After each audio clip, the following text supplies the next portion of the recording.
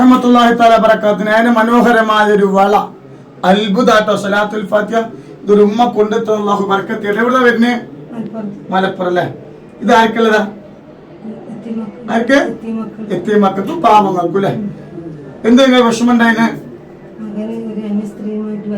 ബന്ധം അല്ലേ? എന്നിട്ട് പോയോ? അല്ലാ, ഒരു ഹിന്ദു കുടുംബത്തിന് 5 വർഷമായി ജീവിക്കുന്നു അല്ലേ? അപ്പൊ കല്യാണം കഴിച്ചിട്ടില്ല? സുബ്ഹാനല്ലാഹ്. വലിയ വിഷമത്തിലായിരുന്നു. എന്താ അങ്ങനെയാണ് തങ്ങളെ കുറിച്ച് അറിയുന്നത് അല്ലേ? സലാത്തിനെ കുറിച്ചിട്ട് അറിയുന്നത്. അങ്ങനെ നമ്മളെ വിളിച്ചു. ചിലപ്പോ എന്താ പറഞ്ഞേ? ചെല്ലാം പറഞ്ഞല്ലേ? അപ്പൊ വന്നു, അതിനൊഴിവാക്കി വന്നു. അതൊരു സമ്മാനം. മാഷാ അല്ലാഹ്. ഇത് അത് സമ്മാനം തന്നാണ്.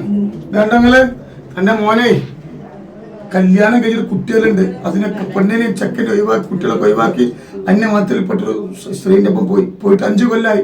ഇപ്പൊ അടുത്താണ് സലാത്തുൽ ഫാത്തിഹയെ കുറിച്ച് അറിഞ്ഞത്. അൽഹംദുലില്ലാഹ് സലാത്ത് ചെല്ലാൻ തുടങ്ങി.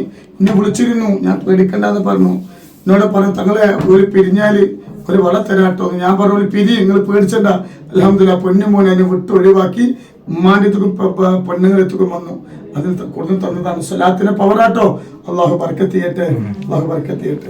നമ്മളെ കറാമത്തിൽ അല്ലാഹു ബർക്കത്ത് ചെയ്യട്ടെ. അല്ലാഹു അക്ബർ, അല്ലാഹു അക്ബർ, അല്ലാഹു അക്ബർ.